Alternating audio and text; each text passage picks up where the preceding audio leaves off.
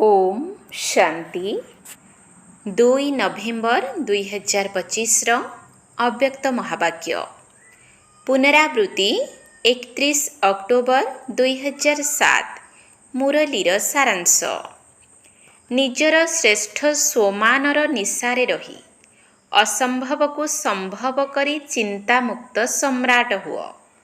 निजर श्रेष्ठ स्वमानर निशारे रही असंभव को संभव करी चिंतामुक्त सम्राट हुआ। आजी बाप दादा निजर चारिआडर श्रेष्ठ स्वमानधारी विशेष पिलामानकु देखुछंती।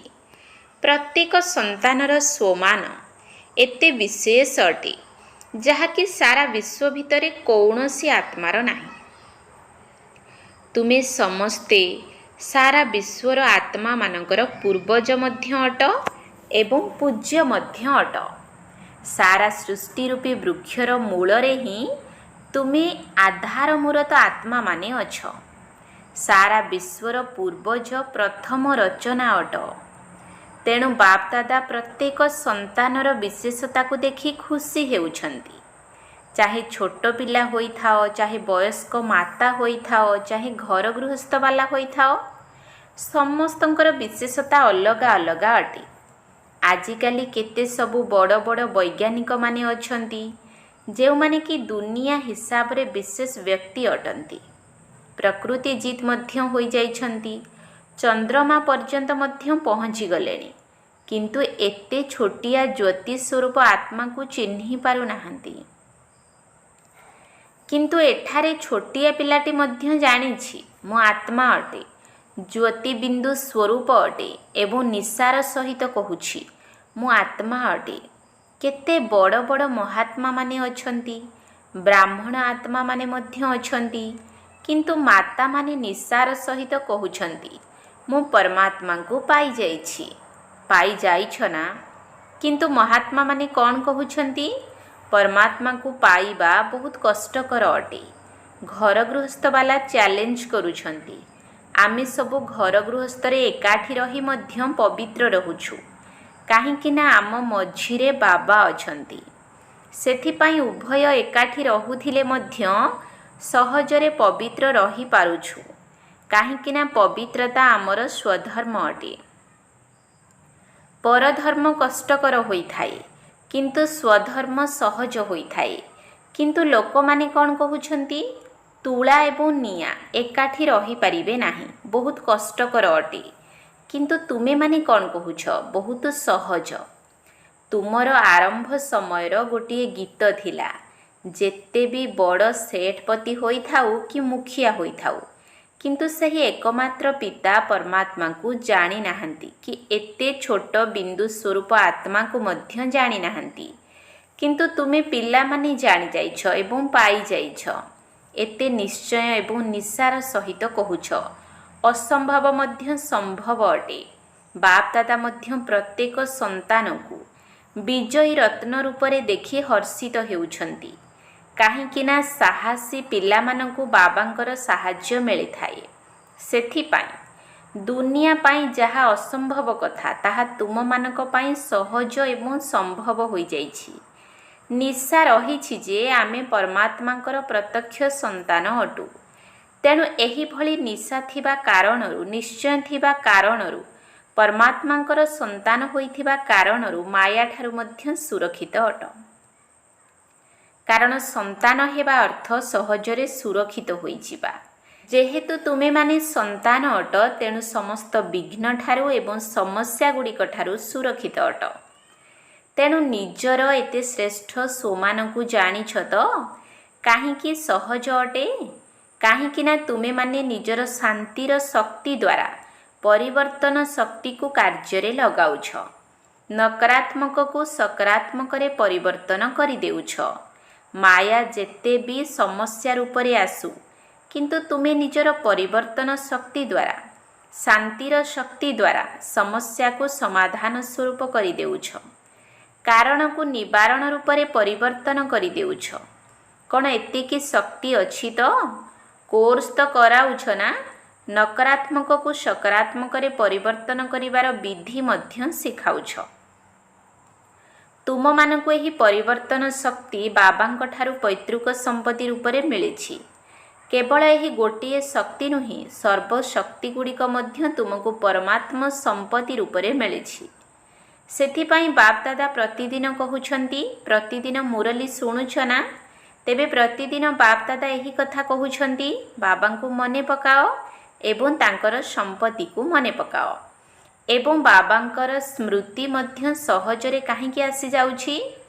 ଯେହେତୁ ତୁମେମାନେ ସମ୍ପତ୍ତି ରୂପକ ପ୍ରାପ୍ତିକୁ ମନେ ପକାଉଛ, ତେଣୁ ବାବାଙ୍କର ସ୍ମୃତି ମଧ୍ୟ ପ୍ରାପ୍ତିର ସ୍ମୃତି କାରଣରୁ ସହଜରେ ଆସିଯାଉଛି। ତେବେ ପ୍ରତ୍ୟେକ ସନ୍ତାନ ଭିତରେ ଏହି ଆତ୍ମିକ ନିଶା ନିଶ୍ଚିତ ରହୁଛି। ତେଣୁ ଦିଲ୍ ଭିତରେ ଏହି ଗୀତ ଗାଉଛନ୍ତି, ଯାହା ପାଇବାର ଥିଲା ତାହା ପାଇଗଲି। ସମସ୍ତଙ୍କ ଦିଲ୍ରେ ଏହି ଗୀତ ସ୍ୱତଃ ଭାବରେ ବାଜୁଛି ନା? ନିଶା ଅଛି ନା? ତେବେ ଯେତେ ଯେତେ ଏହି ନିଶାରେ ରହିବ, ସେହି ଅନୁସାରେ ଚିନ୍ତାମୁକ୍ତ ମଧ୍ୟ ରହିବ।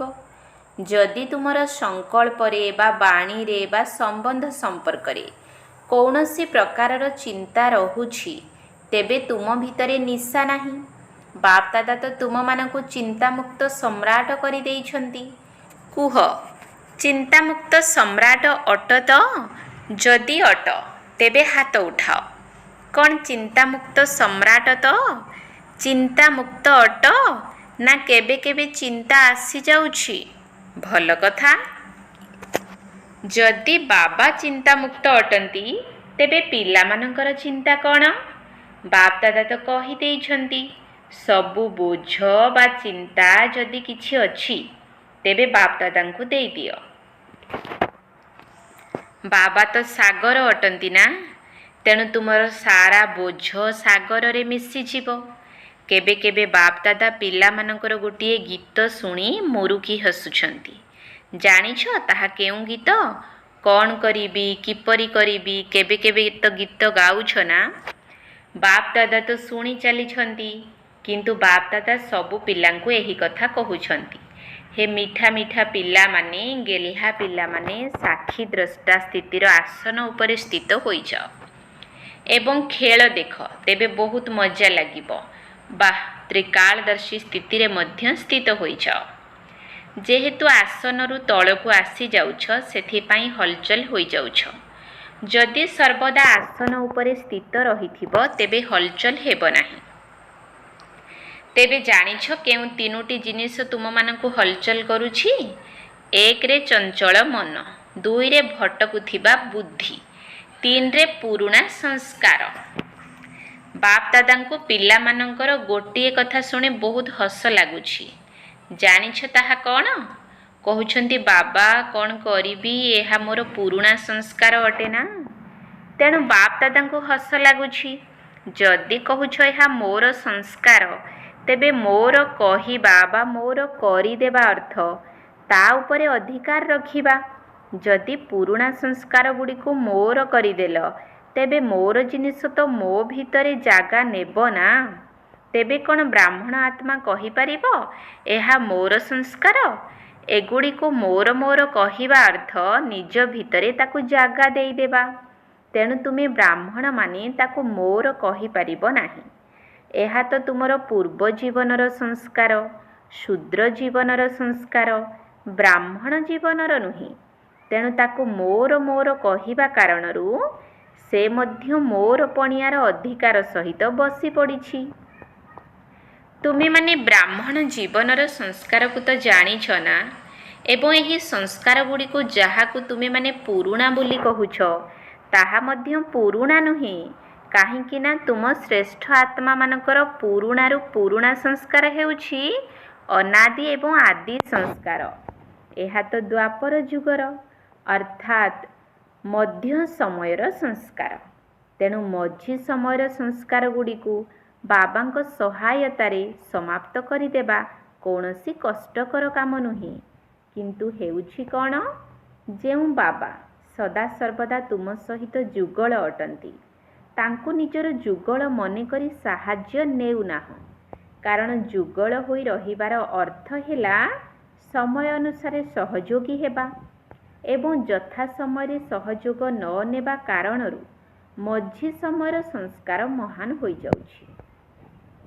ବାପ୍ ଦାଦା ଜାଣିଛନ୍ତି ଯେ ସବୁ ପିଲା ବାବାଙ୍କର ସ୍ନେହର ପାତ୍ର ଅଟନ୍ତି, ଅଧିକାରୀ ମଧ୍ୟ ଅଟନ୍ତି। ବାବା ଏହା ମଧ୍ୟ ଜାଣିଛନ୍ତି ଯେ ସ୍ନେହ ଥିବା କାରଣରୁ ହିଁ ସମସ୍ତେ ଏଠାରେ ପହଞ୍ଚି ଯାଇଛନ୍ତି। ଚାହେ ବିଦେଶରୁ ଆସିଥାନ୍ତୁ, ଚାହେ ଦେଶ ଭିତରୁ ଆସିଥାନ୍ତୁ, କିନ୍ତୁ ପରମାତ୍ମା ସ୍ନେହର ଆକର୍ଷଣ ଦ୍ୱାରା ହିଁ ନିଜର ଘରେ ପହଞ୍ଚି ଯାଇଛନ୍ତି। ବାପ୍ ଦାଦା ଏକଥା ମଧ୍ୟ ଜାଣିଛନ୍ତି ଯେ ସ୍ନେହର ବିଷୟରେ ଅଧିକାଂଶ ପିଲା ପାସ୍ ହୋଇଯାଇଛନ୍ତି। ବିଦେଶରୁ ସ୍ନେହ ରୂପକ ବିମାନରେ ଆସି ପହଞ୍ଚି ଯାଇଛନ୍ତି। କ'ଣ କହୁଛ? ସମସ୍ତେ ସ୍ନେହ ରୂପୀ ଡୋରିରେ ବାନ୍ଧି ହୋଇ ଏଠାରେ ପହଞ୍ଚି ଯାଇଛ ନା? ଏହି ପରମାତ୍ମା ସ୍ନେହ ଦିଲକୁ ଆରାମ ମଧ୍ୟ ଦେଇଥାଏ। ଆଚ୍ଛା, ଯେଉଁମାନେ ପ୍ରଥମ ଥର ପାଇଁ ଆସିଛ ସେମାନେ ହାତ ଉଠାଅ, ହାତ ହଲାଅ। ଆସିଛ, ଭଲ କରିଛ। ଏବେ ବାପ୍ ଦାଦା ଯେଉଁ ହୋମୱାର୍କ ଦେଇଥିଲେ ତାହା ମନେ ଅଛି ତ? କ'ଣ କହୁଛ? ବାପ୍ ଦାଦାଙ୍କ ପାଖକୁ ବହୁତ ଆଡ଼ର ଫଳାଫଳ ଆସିଯାଇଛି, କିନ୍ତୁ ସମସ୍ତଙ୍କର ଆସିନାହିଁ। କେହି କେହିଙ୍କର କିଛି ମାତ୍ରାରେ ମଧ୍ୟ ଆସିଛି। କିନ୍ତୁ ଏବେ କ'ଣ କରିବ? ବାପ୍ ଦାଦା କ'ଣ ଚାହୁଁଛନ୍ତି? ବାପ୍ ଦାଦା ଚାହୁଁଛନ୍ତି ଯେ ସମସ୍ତେ ଯେହେତୁ ପୂଜନୀୟ ଆତ୍ମା ଅଟ, ତେଣୁ ପୂଜନୀୟ ଆତ୍ମାମାନଙ୍କର ବିଶେଷ ଲକ୍ଷଣ ହେଲା ସମସ୍ତଙ୍କୁ ଦୁଆ ଅର୍ଥାତ୍ ଆଶୀର୍ବାଦ ଦେବା। ତେବେ ତୁମେ ସମସ୍ତେ ନିଜକୁ ପୂଜନୀୟ ଆତ୍ମା ବୋଲି ଜାଣିଛ, ତେଣୁ ବୁଝିନିଅ ଯେ ଏହିଭଳି ଦୁଆ ଦେବା ଅର୍ଥ ନେବା ମଧ୍ୟ ଅଟେ। ତେଣୁ ଯିଏ ଦୁଆ ଦେଇଥାଏ ଏବଂ ଯାହାକୁ ଦେଇଥାଏ ତା ଅନ୍ତରରୁ ବାରମ୍ବାର ଦେବାବାଲା ପାଇଁ ଦୁଆ ବାହାରିଥାଏ। ତେଣୁ ହେ ପୂଜ୍ୟ ଆତ୍ମାମାନେ, ଦୁଆ ଦେବା ତୁମମାନଙ୍କର ନିଜସ୍ୱ ସଂସ୍କାର ଏବଂ ଅନାଦି ସଂସ୍କାର ମଧ୍ୟ ଅଟେ। ଯେବେ କି ତୁମର ଜଡ଼ଚିତ୍ର ମଧ୍ୟ ଆଶୀର୍ବାଦ ଦେଉଛି, ତେଣୁ ତୁମେ ଚୈତନ୍ୟ ପୂଜ୍ୟ ଆତ୍ମାମାନଙ୍କର ସ୍ୱାଭାବିକ ସଂସ୍କାର ହିଁ ଆଶୀର୍ବାଦ ଦେବା ଅଟେ। ତେଣୁ ଏହାକୁ କୁହ ମୋର ସଂସ୍କାର। ମଝି ସମୟର ଅର୍ଥାତ୍ ଦ୍ୱାପର ଯୁଗର ସଂସ୍କାର ଗୁଡ଼ିକ ଏବେ ତୁମର ସ୍ୱାଭାବିକ ସଂସ୍କାର ପାଲଟି ଯାଇଛି। ବାସ୍ତବରେ ଆଶୀର୍ବାଦ ଦେବାର ସଂସ୍କାର ହିଁ ତୁମମାନଙ୍କର ସ୍ୱାଭାବିକ ସଂସ୍କାର ଅଟେ। ଯଦି ତୁମେ କାହାକୁ ଆଶୀର୍ବାଦ ଦେଉଛ, ତେବେ ସେହି ଆତ୍ମା କେତେ ଖୁସି ହୋଇଯାଉଛି। ସେହିଭଳି ଖୁସିର ବାତାବରଣ କେତେ ସୁଖଦାୟୀ ହୋଇଥାଏ। ତେଣୁ ଯେଉଁମାନେ ବି ହୋମୱାର୍କ କରିଛନ୍ତି, ଚାହେ ଏଠାକୁ ଆସିଥାନ୍ତୁ କି ନ ଆସିଥାନ୍ତୁ, ସେମାନେ ସମସ୍ତେ ବାପ୍ ଦାଦାଙ୍କ ସମ୍ମୁଖରେ ଅଛନ୍ତି ଏବଂ ବାପ୍ ଦାଦା ସେମାନଙ୍କୁ ଅଭିନନ୍ଦନ ଦେଉଛନ୍ତି। ଯଦି ହୋମୱାର୍କ କରିଛ, ତେବେ ସେହି ଆଶୀର୍ବାଦ ଦେବାର ଅଭ୍ୟାସକୁ ନିଜର ସ୍ୱାଭାବିକ ନେଚରରେ ପରିଣତ କରି ଭବିଷ୍ୟତରେ ମଧ୍ୟ କର ଏବଂ ଅନ୍ୟମାନଙ୍କୁ ମଧ୍ୟ କରାଅ। ବାକି ଯେଉଁମାନେ ଅଳ୍ପ ଅଳ୍ପ କରିଛନ୍ତି ବା ଆଦୌ କରିନାହାନ୍ତି, ସେମାନେ ମଧ୍ୟ ସର୍ବଦା ନିଜକୁ ମୁଁ ପୂଜ୍ୟ ଆତ୍ମା ଅଟେ, ବାବାଙ୍କର ଶ୍ରୀମତ ଅନୁସାରେ ଚାଲୁଥିବା ବିଶେଷ ଆତ୍ମା ଅଟେ, ଏହି ସ୍ମୃତିକୁ ବାରମ୍ବାର ନିଜର ସ୍ମୃତିରେ ଏବଂ ସ୍ୱରୂପରେ ଆଣ। କାହିଁକି ନା କାହାକୁ ବି ଯଦି ପଚାରିବ ତୁମେ କ'ଣ ହେବାକୁ ଚାହୁଁଛ, ସମସ୍ତେ କହୁଛନ୍ତି ଆମେ ଲକ୍ଷ୍ମୀ ନାରାୟଣ ହେବୁ। ରାମ ସୀତା ହେବା ପାଇଁ କେହି ବି ହାତ ଉଠାଉ ନାହାନ୍ତି। ତାହାହେଲେ ଯଦି ଲକ୍ଷ୍ୟ ରଖିଛ 16 କଳା ସମ୍ପନ୍ନ ହେବାର, ତେବେ 16 କଳା ଅର୍ଥାତ୍ ପରମ ପୂଜ୍ୟ ଆତ୍ମା ଏବଂ ପୂଜ୍ୟ ଆତ୍ମାର କର୍ତ୍ତବ୍ୟ ହେଉଛି ଆଶୀର୍ବାଦ ଦେବା। ତେଣୁ ଏହି ସଂସ୍କାରକୁ ଚାଲିବା ବୁଲିବା ସମୟରେ ମଧ୍ୟ ସହଜ ଏବଂ ସଦାକାଳର କରିଦିଅ, କାରଣ ତୁମେମାନେ ପୂଜ୍ୟ ଆତ୍ମା ହିଁ ଅଟ, 16 କଳା ସମ୍ପନ୍ନ ହିଁ ଅଟ। ଲକ୍ଷ୍ୟ ତ ଏହା ହିଁ ରଖିଛ ନା। ବାପ୍ ଦାଦା ଖୁସି ହେଉଛନ୍ତି ଯେ ଯେଉଁମାନେ ବି କରିଛନ୍ତି ସେମାନେ ନିଜର ମସ୍ତକରେ ବାବାଙ୍କ ଦ୍ୱାରା ବିଜୟର ତିଳକ ଲଗାଇ ଦେଇଛନ୍ତି। ଏହା ସହିତ ବାପ୍ ଦାଦାଙ୍କ ପାଖକୁ ସବୁଆଡ଼ୁ ସବୁ ବର୍ଗ ଗୁଡ଼ିକ ଠାରୁ ଏବଂ ସେବା କେନ୍ଦ୍ରମାନଙ୍କର ବହୁତ ଭଲ ଭଲ ସେବାର ସମାଚାର ପହଞ୍ଚି ଯାଇଛି। ତେଣୁ ଗୋଟିଏ ହେଲା ହୋମୱାର୍କ କରିବାର ଅଭିନନ୍ଦନ, ଆଉ ଗୋଟିଏ ହେଲା ସେବାର ମଧ୍ୟ ପଦମ ପଦମ ଗୁଣା ଅଭିନନ୍ଦନ ସ୍ୱୀକାର କର। ବାବା ଦେଖୁଛନ୍ତି ଯେ ଗାଁ ଗାଁ ମାନଙ୍କରେ ସନ୍ଦେଶ ଦେବାର ସେବା ବହୁତ ଭଲ ବିଧିରେ ଅଧିକାଂଶ ଏରିଆରେ କରିଛନ୍ତି। ତେଣୁ ଏହି ସେବା ମଧ୍ୟ ଦୟାଶୀଳ ହୋଇ କରିଛନ୍ତି। ସେଥିପାଇଁ ସେବାର ଉମଙ୍ଗ ଉତ୍ସାହ ଦ୍ୱାରା ଫଳାଫଳ ମଧ୍ୟ ଭଲ ମିଳିଛି। ତେବେ ତୁମେମାନେ କୌଣସି ମେହନତ କରିନାହଁ, ବରଂ ବାବାଙ୍କ ସହିତ ସ୍ନେହର ଅର୍ଥ ହେଲା ସନ୍ଦେଶ ଦେବାରେ ସ୍ନେହ ରଖିବା। ତେବେ ସ୍ନେହପୂର୍ଣ୍ଣ ରୀତିରେ ସେବା କରିଛ, ତେଣୁ ସେବାର ପ୍ରତିଦାନରେ ସବୁ ସେବାଧାରୀମାନଙ୍କୁ ସ୍ୱତଃ ହିଁ ବାବାଙ୍କର ପଦମଗୁଣା ସ୍ନେହ ପ୍ରାପ୍ତ ହୋଇଛି ଏବଂ ହେଉଥିବ ମଧ୍ୟ। ଏଥିସହିତ ସମସ୍ତେ ନିଜର ପ୍ରିୟ ଦାଦୀଙ୍କୁ ବହୁତ ସ୍ନେହର ସହିତ ମନେ ପକାଇଛ ଏବଂ ସ୍ନେହର ପ୍ରତିଦାନ ମଧ୍ୟ ଦେଉଛ। ଏହିଭଳି ସ୍ନେହର ସୁଗନ୍ଧ ବାପ ଦାଦାଙ୍କ ନିକଟରେ ଭଲ ଭାବରେ ପହଞ୍ଚି ଯାଇଛି। ତେବେ ମଧୁବନରେ ଏବେ ଯାହା ସବୁ କାର୍ଯ୍ୟ ଚାଲିଛି, ଚାହେ ବିଦେଶୀମାନଙ୍କର ଚାହେ ଭାରତବାସୀଙ୍କର, ସେହି ସବୁ କାର୍ଯ୍ୟ ମଧ୍ୟ ପରସ୍ପରକୁ ସହଯୋଗ ଏବଂ ସମ୍ମାନ ଦେବା ଆଧାରରେ ବହୁତ ଭଲ ଭାବରେ ସଫଳ ହୋଇଛି ଏବଂ ଭବିଷ୍ୟତରେ ହେବାକୁ ଥିବା କାର୍ଯ୍ୟ ମଧ୍ୟ ସଫଳ ହୋଇକରି ହିଁ ରହିଛି। କାହିଁକିନା ସଫଳତା ତ ତୁମମାନଙ୍କର ଗଳାର ହାର ଅଟେ। ତୁମେମାନେ ବାବାଙ୍କର ଗଳାର ଅଟ। ତେଣୁ ବାବାଙ୍କର ଗଳାର ହାର କେବେ ବି ହାରିଯାଇପାରିବ ନାହିଁ। ତେଣୁ ତୁମକୁ ହାର ହେବାର ଅଛି ନା ହାରିବାର ଅଛି? ନାହିଁ ନା? ହାର ହେବା ତ ଭଲ କଥା ନା। ତେଣୁ କେବେ ବି ହାରିଯିବାର ନାହିଁ। ହାରିବା ବାଲା ତ ଦୁନିଆରେ କୋଟି କୋଟି ସଂଖ୍ୟାରେ ଅଛନ୍ତି। ତୁମେମାନେ ହାର ହୋଇ ବାବାଙ୍କର ଗଳାରେ ଗୁନ୍ଥି ହୋଇଯାଇଛ। ଠିକ୍ କଥା ନା? ତେଣୁ ସଂକଳ୍ପ କର, ବାବାଙ୍କ ସ୍ନେହରେ ମାୟା କେତେ ବି ତୋଫା ନାଣୁ, କିନ୍ତୁ ମାଷ୍ଟର ସର୍ବଶକ୍ତିମାନ ଆତ୍ମାଙ୍କ ଆଗରେ ତୋଫାନ ମଧ୍ୟ ତୋଫା ଅର୍ଥାତ୍ ଉପହାର ହୋଇଯିବ। ଏହିଭଳି ବରଦାନକୁ ସର୍ବଦା ମନେ ରଖିଥାଅ। ସମସ୍ୟାର ପାହାଡ଼ କେତେ ବି ଉଚ୍ଚ ହୋଇଥାଉ, କିନ୍ତୁ ପାହାଡ଼ ମଧ୍ୟ ତୁଳା ହୋଇଯିବ। ତେଣୁ ଏବେ ସମୟ ପାଖେଇ ଆସୁଥିବା କାରଣରୁ ବରଦାନଗୁଡ଼ିକୁ ସବୁ ସମୟରେ ଅନୁଭବ କରିଚାଲ। ଅନୁଭବର ଅଥରିଟି ହୁଅ। ଯେବେ ଇଚ୍ଛା ସେବେ ନିଜର ଅଶରୀରୀ ହେବାର ଫରିସ୍ତା ସ୍ୱରୂପ ହେବାର ବ୍ୟାୟାମ କରୁଥାଅ। ଏବେ ଏବେ ବ୍ରାହ୍ମଣ, ଏବେ ଏବେ ଫରିସ୍ତା, ଏବେ ଏବେ ଅଶରୀରୀ ଚାଲିବା ବୁଲିବା ସମୟରେ, କର୍ମଧନ୍ଦା କରିବା ସମୟରେ ମଧ୍ୟ 1 ମିନିଟ୍ 2 ମିନିଟ୍ ବାହାର କରି ଅଭ୍ୟାସ କର। ଚେକ୍ କର, ମୁଁ ଯାହା ସଂକଳ୍ପ କରୁଛି ସେହିଭଳି ସ୍ୱରୂପର ଅନୁଭବ କରୁଛି ତ?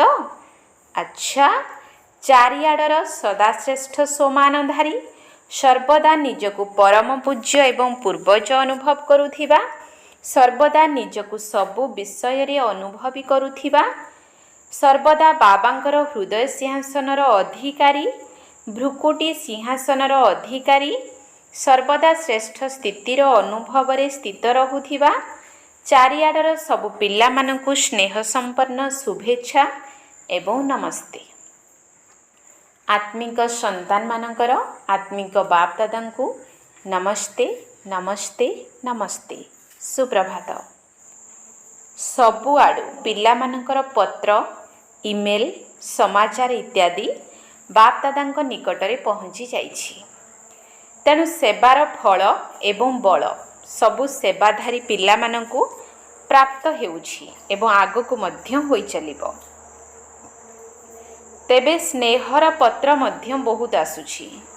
ତେଣୁ ପରିବର୍ତ୍ତନର ଶକ୍ତି ସମ୍ପନ୍ନ ପିଲାମାନଙ୍କୁ ବାପ ଦାଦା ଅମର ଭବର ବରଦାନ ଦେଉଛନ୍ତି। ଯେଉଁ ସେବାଧାରୀମାନେ ଶ୍ରୀମତକୁ ପୂରା ଅନୁସରଣ କରିଛନ୍ତି, ସେହିଭଳି ପିଲାମାନଙ୍କୁ ବାପ ଦାଦା କହୁଛନ୍ତି, ସଦା ଆଜ୍ଞାକାରୀ ପିଲାମାନେ ବାଃ, ଏହିଭଳି ବରଦାନ ଦେଉଛନ୍ତି। ଏହା ସହିତ ସ୍ନେହୀ ପିଲାମାନଙ୍କୁ ବହୁତ ସ୍ନେହର ସହିତ ଦିଲରେ ସମାହିତ ହେଉଥିବା ଅତି ପ୍ରିୟ ଏବଂ ମାୟାର ବିଘ୍ନ ଠାରୁ ଅତି ନିଆରା ହେବାର ବରଦାନ ମଧ୍ୟ ଦେଉଛନ୍ତି। ଆଚ୍ଛା, ଏବେ ସମସ୍ତଙ୍କ ଦିଲ ଭିତରେ କେଉଁ ଉମଙ୍ଗ ଆସୁଛି? କେବଳ ଗୋଟିଏ ହିଁ ଉମଙ୍ଗ ଆସୁଛି, ତାହା ହେଲା ମୋତେ ବାବାଙ୍କ ସମାନ ନିଶ୍ଚିତ ହେବାକୁ ପଡ଼ିବ। କ'ଣ ଏହିଭଳି ଉମଙ୍ଗ ଅଛି ତ? ପାଣ୍ଡବମାନେ ହାତ ହଲାଅ, ନିଶ୍ଚିତ ହେବୁ। ଦେଖିବୁ, ହେବୁ, କରିବୁ ଏଭଳି କୁହ ନାହିଁ, କୁହ ହେବାକୁ ହିଁ ପଡ଼ିବ। ପକ୍କା ପକ୍କା? ଆଚ୍ଛା, ସମସ୍ତେ ନିଜ ନିଜର ଓକେ କାର୍ଡ଼କୁ ନିଜର ଟିଚରଙ୍କୁ ଚାର୍ଟ ରୂପରେ ଦେଇ ଚାଲିଥାଅ। ସେଥିରେ ଅଧିକ କଥା ଲେଖିବାର ନାହିଁ। କେବଳ ଗୋଟିଏ କାର୍ଡ଼ ନିଅ, ସେଥିରେ ଓକେ ଲେଖ, ନଚେତ୍ ଓକେ ଲେଖି ସେଥିରେ ଗାର ପକାଇ ଦିଅ। ବାସ୍, ଏତିକି ତ କରିପାରିବ ନା? ଲମ୍ବା ପତ୍ର ଲେଖ ନାହିଁ। ଆଚ୍ଛା, ବରଦାନ। ସଙ୍ଗମ ଯୁଗରେ ପ୍ରତ୍ୟକ୍ଷ ଫଳ ଦ୍ୱାରା ଶକ୍ତିଶାଳୀ ହେଉଥିବା ସଦା ସମର୍ଥ ଆତ୍ମା ହୁଅ। ସଙ୍ଗମ ଯୁଗରେ ପ୍ରତ୍ୟକ୍ଷ ଫଳ ଦ୍ୱାରା ଶକ୍ତିଶାଳୀ ହେଉଥିବା ସଦା ସମର୍ଥ ଆତ୍ମା ହୁଅ। ସଙ୍ଗମ ଯୁଗରେ ଯେଉଁ ଆତ୍ମାମାନେ ବେହଦ ସେବାର ନିମିତ୍ତ ହୁଅନ୍ତି, ସେମାନଙ୍କୁ ନିମିତ୍ତ ହେବାର ପ୍ରତ୍ୟକ୍ଷ ଫଳ ଶକ୍ତିର ପ୍ରାପ୍ତି ହୋଇଥାଏ। ଏହି ପ୍ରତ୍ୟକ୍ଷ ଫଳ ହିଁ ଏହି ଶ୍ରେଷ୍ଠ ଯୁଗର ଫଳ ଅଟେ। ଏହିଭଳି ଫଳ ଖାଉଥିବା ଶକ୍ତିଶାଳୀ ଆତ୍ମା ଯେକୌଣସି ପରିସ୍ଥିତି ଉପରେ ସହଜରେ ବିଜୟ ପ୍ରାପ୍ତ କରି ନେଇଥାଏ। ସେ ସର୍ବଦା ସମର୍ଥ ପିତାଙ୍କ ସାଥିରେ ରହୁଥିବା କାରଣରୁ ବ୍ୟର୍ଥଠାରୁ ମଧ୍ୟ ସହଜରେ ମୁକ୍ତ ହୋଇଯାଏ। ବିଷଧର ସାପ ଭଳି ପରିସ୍ଥିତି ଉପରେ ମଧ୍ୟ ସେମାନେ ବିଜୟ ପ୍ରାପ୍ତ କରିନିଅନ୍ତି। ସେଥିପାଇଁ ଏହାର ସ୍ମାରକୀ ରୂପରେ ଶ୍ରୀକୃଷ୍ଣଙ୍କୁ ବିଷଧର ସର୍ପର ମସ୍ତକ ଉପରେ ନାଚୁଥିବାର ଦେଖାଇଛନ୍ତି। ସ୍ଲୋଗାନ: ପାସ୍ ୱିଥ୍ ଅନର ହୋଇ ଅତୀତକୁ ପାସ୍ କର ଏବଂ ସର୍ବଦା ବାବାଙ୍କ ପାଖରେ ରୁହ। ପାସ୍ ୱିଥ୍ ଅନର ହୋଇ ଅତୀତକୁ ପାସ୍ କର ଏବଂ ସର୍ବଦା ବାବାଙ୍କ ପାଖରେ ରୁହ। ଅବ୍ୟକ୍ତ ଇସାରା: ଅଶରୀରୀ ଅଥବା ବିଦେହୀ ସ୍ଥିତିର ଅଭ୍ୟାସକୁ ବଢ଼ାଅ। ଯେପରି ବାପ ଦାଦା ଅଶରୀରୀ ଅବସ୍ଥାରୁ ଶରୀରକୁ ଆସୁଛନ୍ତି, ସେହିପରି ପିଲାମାନଙ୍କୁ ମଧ୍ୟ ପ୍ରଥମେ ଅଶରୀରୀ ହୋଇ ତାପରେ ଶରୀରକୁ ଆସିବାକୁ ହେବ। ପ୍ରଥମେ ଅବ୍ୟକ୍ତ ସ୍ଥିତିରେ ସ୍ଥିତ ହୁଅ, ତାପରେ ବ୍ୟକ୍ତ ଅବସ୍ଥାକୁ ଆସ। ଯେପରି ଏହି ଶରୀରକୁ ତ୍ୟାଗ କରିବା ଏବଂ ଶରୀରକୁ ଧାରଣ କରିବାର ଅନୁଭବ ସମସ୍ତଙ୍କର ଅଛି, ସେହିପରି ଯେବେ ଇଚ୍ଛା ସେବେ ଶରୀରର ଚେତନାକୁ ଭୁଲି ଅଶରୀରୀ ହୋଇଯାଅ ଏବଂ ଯେବେ ଇଚ୍ଛା ସେବେ ଶରୀରର ଆଧାର ନେଇ କର୍ମ କର। ଏଭଳି ଅନୁଭବ ହେଉ ଯେପରି ଏହି ସ୍ଥୂଳ ବସ୍ତ୍ର ମୋ ଠାରୁ ଅଲଗା ଅଟେ ଏବଂ ଏହି ବସ୍ତ୍ରକୁ ଧାରଣ କରୁଥିବା ମୋ ଆତ୍ମା ଅଲଗା ଅଟେ। ଓମ୍ ଶାନ୍ତି।